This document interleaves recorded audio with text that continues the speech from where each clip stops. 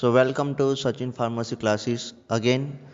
Now today topic is on acid base indicators, that is related to acid base titration. So first of all we will see that what is indicator. So here you see that indicator is a substance that determines the end point in a titration. And in acid base titration, organic substances, that is weak acid or weak base, they are generally termed as indicators. They change their color with a certain pH range.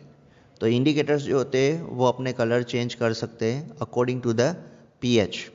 The color change and the pH range of some common indicators are tabulated here on the screen.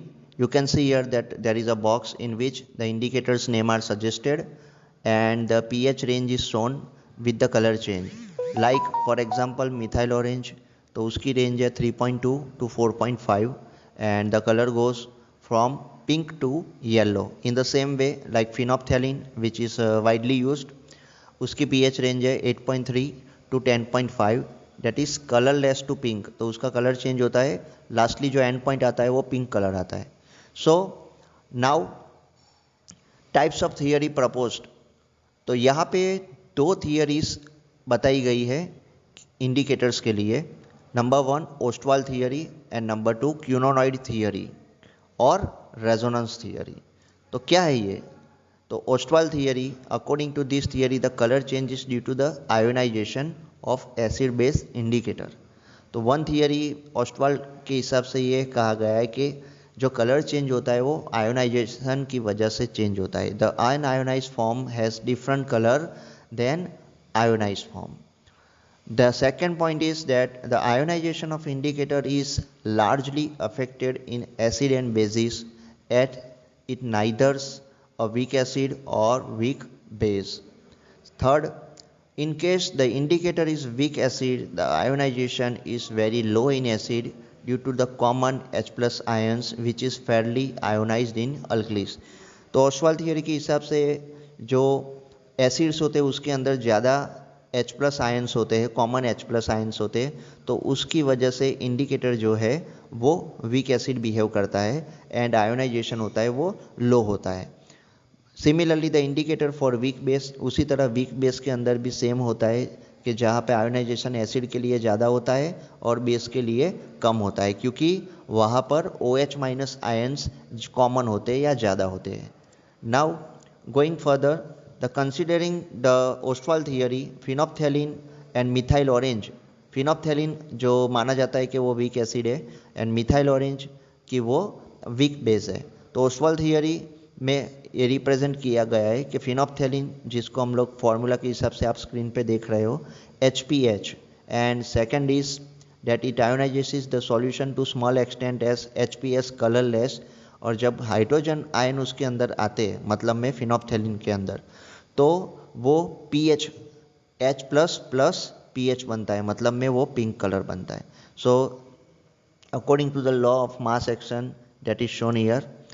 Now quinonoid theory second part, ये जो acid base indicators है उसका second part है quinonoid theory और resonance theory. According to this theory acid base indicators exist in two tautomeric forms having different structures. तो यहाँ पे ये बताया गया है कि इंडिकेटर्स है वो एसिड बेस जो इंडिकेटर्स यूज़ किए जाते हैं उसमें दो अलग प्रकार के स्ट्रक्चर्स होते हैं जिसके कारण ये अपने कलर चेंज करते हैं. तो पहले थियरी में ऐसा सजेस्ट किया गया था कि आयोनाइजेशन की वजह से होता है, जबकि दूसरी जो थियरी उसमें बताया गया है कि वो अपने स्ट्रक्चर के हिसाब से चेंज करते हैं. One form is termed as benzenoid form and other is quinonoid form. तो यहाँ पे फॉर्म चेंज होता है, जैसे कि benzenoid form and quinonoid form, ये स्ट्रक्चर्स है उसके हिसाब से ये अपने कलर चेंज करते हैं. The two forms have different colours. The colour change is due to the inter conversion of one tautomeric form into an other. तो टॉटोमरिक जो स्ट्रक्चर्स होते हैं उसमें क्या होता है कि वन फॉर्म चेंज होकर सेकेंड फॉर्म में बनता है. Like one structure is forming another structure. One form mainly exists in acidic and other is mainly in alkaline medium और basic medium. तो यहाँ पे यही होता है कि एक स्ट्रक्चर जो होता है वो एसिडिक होता है, दूसरा स्ट्रक्चर होता है बेसिक होता है. तो उसी के कारण ये अपने कलर चेंजेस करते हैं. The colour change in the pH converted into the tautomeric form and thus the colour change occurs. Phenolphthalein has a benzonoid form in acidic medium and thus it is colorless. तो अभी अब पता चला कि phenol जो होता है वो कलरलेस होता है, बट वो एसिडिक मीडियम में होता है तब तक जब वो क्विनोराइड फॉर्म में चला जाता है, यानी कि वो बेसिक फॉर्म में जाता है तो वो अपना कलर चेंज करता है, यानी कि कलरलेस टू पिंक कलर बनता है. तो methyl orange also this behaves as a quinoide form in acidic medium and benzonoid form in alkaline solution. That why the color of the benzonoid form is yellow while in quinoide form it is red. तो methyl orange दोनों colour behave करता है like वो बेंजोनेट form में अगर होगा तो वो येलो कलर करेगा और क्यूनोइड फॉर्म में होगा तो वो रेड कलर फॉर्म करेगा. तो यहाँ पे मैंने एग्जांपल्स भी शेयर किए हुए आप देख सकते हो फिनोप्थैलीन एंड मिथाइल ऑरेंज का. तो ये आप जो देख रहे थे वो है एसिड बेस थियरी. ये इंडिकेटर्स की एसिड बेस थियरी इंडिकेटर्स की थियरी थी जो आप लोगों ने देखी. सो दो फॉर्म्स थे याद रखना, क्विनोनॉइड थियरी एंड रेजोनेंस थियरी, वो दोनों एक है.